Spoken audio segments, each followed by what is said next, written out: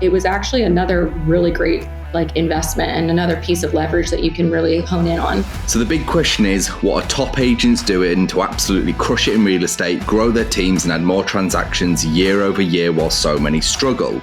To get the answers, we interview the top real estate agents to learn their secrets to success. My name is Andrew Dunn. And my name is Peter Michael. Welcome to Lead Agent Secrets.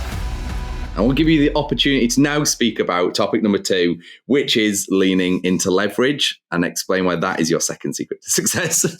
Yeah, so this is definitely something that I wish I had taken more seriously years ago. I just hired my director of operations. Today is actually her 1-year anniversary, so we were just doing a little celebration. Congrats. Thanks. I can't believe I went 6 years without her. I hope she sees this, because she has made such a difference in our business and just the way that things are run, and the things that I didn't know were kind of bogging me down from just selling real estate.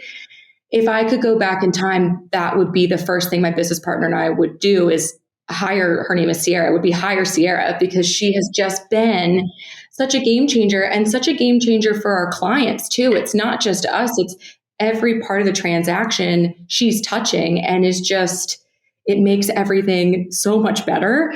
But I guess from the agent standpoint, and maybe even a team leader standpoint, there's kind of two to this. From an agent standpoint, one, it gives you a little bit of clout. So if you're a brand new agent and you're kind of lacking in confidence and you're on a team, I would leverage that director of operations and bring them into the process and say, hi, I'm going on a listing appointment. Have them prepare everything, put them on the emails. So it makes it look like, you have your shit together. I know we're allowed to call, sorry. So that kind of is a great way to look at it. And then from a team lead perspective, having that leverage for someone that can help you have more time to give back to your agents and your clients. It's literally it's mind blowing to me that I went this long without having her. It really is. I cannot. And my KW people, I think they tell you year 2, basically, you should have an admin by now. You should be doing this. It's not I didn't know. It's just scary. So if there's anyone who's kind of at that, I think it's the $5 million point, or doing the 30 transactions. 30 deals, yeah. Yeah, it's hire that person that's going to help you, because they will take your business to the next level. You can do it alone, but it's going to take you so much longer than if you would just hire help and not be a control freak like myself, and let this person have an outside point of view and show you kind of what your weaknesses are, and then help you fill in the gaps. Yeah, with the hiring, what people don't appreciate is, if you're a great agent, you're usually great at lead conversion and sales. It's your sphere. And then usually it's just the sales bit you want to do. You want to go to the appointments and then you do it. And then when you're really good at that, it's actually, I just want to do listings and not buys anymore. And that's kind of, or however you do, some people prefer buys, whatever it is. But it's what people don't appreciate is, let's say you get to 30 deals and you're solo, you're doing it all. You get a TC, admin, decent person in. Let's say they're on, I know, 30K a year, something like that, which is pretty nominal. And then a lot of the time they allow you to double your business. So you go from doing 30 to nearly 60 deals a year. So it's are they worth value for money? Yes. Do you enjoy your work more now? You just get to do the bits that you now prefer. Yes. This is a great fucking investment. But you touched on the biggest thing that we hear over and over and over again from top producers all the time. It's taking the leap, man. It's the train, or everyone's shit, or I don't know how to train, or I'm just worried about this. I'm worried. And it's I can do everything. I've got this wholehearted faith in myself. I know I can do it. I'm worried they're going to fuck it up. They're going to do it wrong. And that is because of a lack of education with regards systems and processes and building SOPs, which is standard operating procedures, which allow people to come in and be successful for you. And people are just afraid of taking a step back for a few months to train someone to realize they're going to take 10 steps forward in the next 12 months. And you don't even have to do that. I didn't even train my person. So we leveraged that. So we actually hired So I'll backtrack. I actually have known my director of operations for years. She's best friends with a family member, but we didn't train her. We actually had a third party company. It's Lindsay Soprani Consultants, and they'll train across the country. Fabulous. And I think it was, and they'll actually hire for you too. So if you don't have someone for that position, they will hire on your behalf and screen everyone. They record all the interviews so you can watch them, which is kind of cool. But yeah, we did training for, I think she did 6 months with them, and it was $1,000 a month, and it was worth it. So Lindsay Soprani knows all the KW stuff that I, of course, don't know because I don't want to use it. That's why we're leveraging. But she was fluent in those systems. So she trained Sierra to be, and she is learning how to be a transaction coordinator and all these different things where it didn't take time out of my day because I wasn't the one doing it. And I'm, no offense to myself, not qualified to train someone, but Lindsay Soprani is. So we actually leveraged that as well. And it was great and a great process. I think she enjoyed it for the most part and found it to be really beneficial. And from that, she put all of our systems in place. So they would give this person homework that they would need to complete and all kinds of training videos and actually putting steps in place for them to train their replacement when that time comes. If Sierra ever moves up or decides to quit or whatever happens, we wouldn't be starting from scratch again. So it was actually another really great investment and another piece of leverage that you can really hone in on. That's I've never awesome. actually heard. What was the name of the person or the company? Her name is Lindsay Soprani, and it's Soprani Consultants, I believe is the company. Got it. And do they do multiple different brokerages, or is it a KW specific thing? No, she herself helps run one of the really big teams in this area, but they do all companies. She's well versed in all of them. That's pretty cool. Yeah, that's really cool. I've not actually heard of that. Mm-hmm. Oh, right. That's genuinely, because especially for those first couple of hires, I mean, it's a fantastic way. If you've got someone that's good, and I'm sure there's backups if stuff goes wrong, as there usually is with recruiting companies and whatnot. But when it comes to one of the things, and just before we dive into your third and final, you keep talking, which I love, but you talk a lot about investing, right?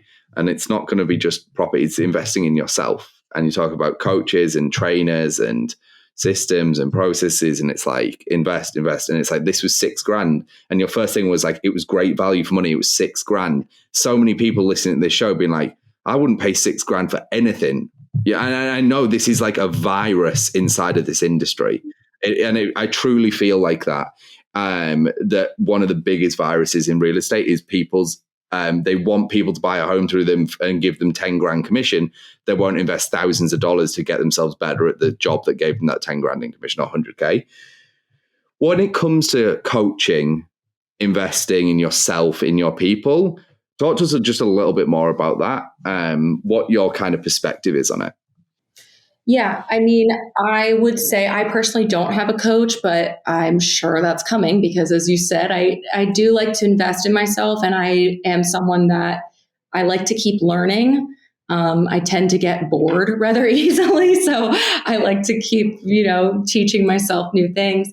But I would say I agree with you for the most part that realtors don't love to spend a ton of money. I also think that coaching, if you look at it from a yearly, okay, this is going to cost me $12,000 a year to hire a coach.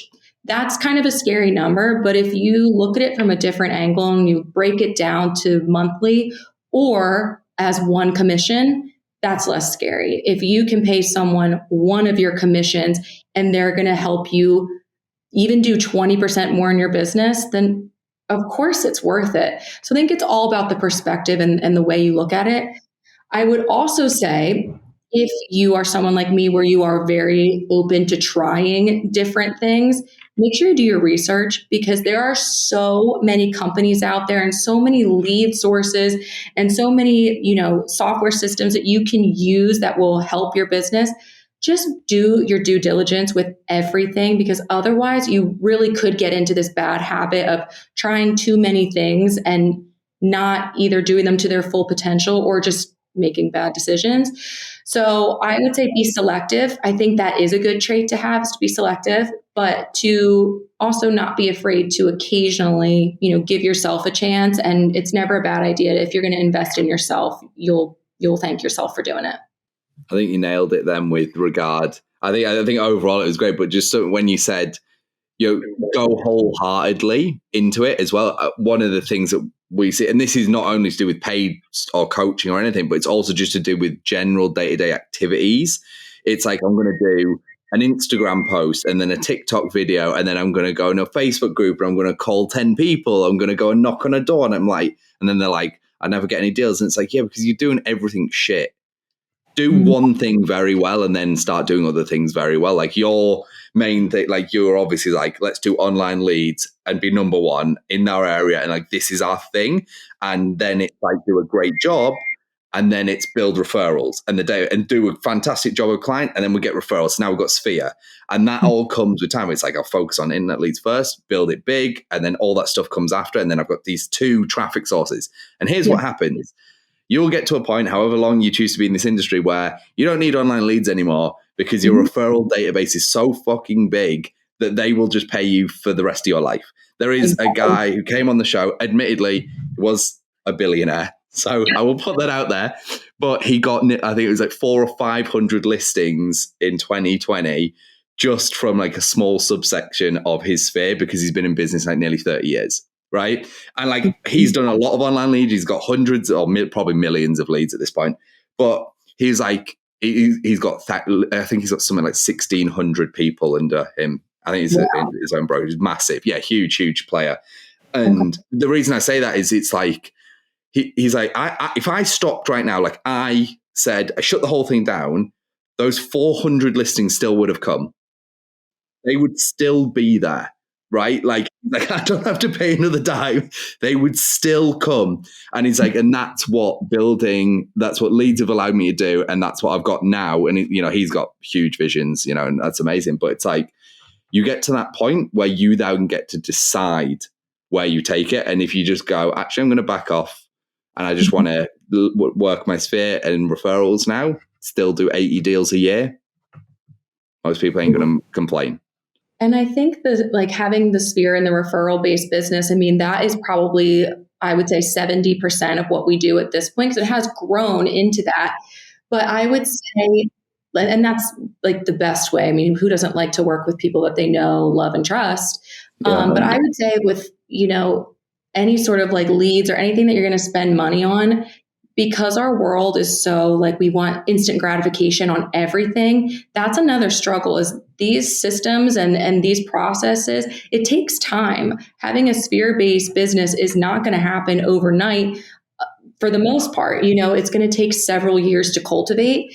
And same with any online stuff or anything you're going to do. It's not instant gratification always. And I think that's one thing agents need to learn. And maybe like shows like, that aren't HGTV, and they make it seem like it's kind of an easy job. Like, I don't think being a real estate agent is that easy. I think there's a lot of like, like things that go into it. And having that outlook of like, okay, I'm going to pay for Zillow leads, and tomorrow I'll have 20 clients that are ready and willing and able to buy this house. That's not a realistic expectation. So I think that's something that we all need to kind of get better at. It's just like having a little patience, but also persistent, like patience. You have to keep doing the work, but you can't expect that overnight you're just going to be like, a billionaire. You have no idea how many bubbles you just popped. I know. I'm sorry. That's one of the big things that we talk about, right? It's the perspective and knowing what the numbers are. You can't expect to make 5 phone calls and be a millionaire within the next 30 days and have all 5 people buying $5 million properties from you, right? It takes a little bit of time, persistence, and most importantly, acquisition of the particular skill set, whether it's from negotiating or putting a contract together, right? Like what we call the simple basics, you still have to master them. You got to know how to leverage them, when to leverage them, and then how to keep a deal from falling apart when 28 days into the transaction, your buyers end up buying $30,000 of furniture, right? Or Or, I mean, we've all been there. Whether you're new, get ready, you're going to be there. Whether you're seasoned, well, I'm sure even though you said it 15 times, don't buy that car, don't buy that, don't open up a credit card, they still did it.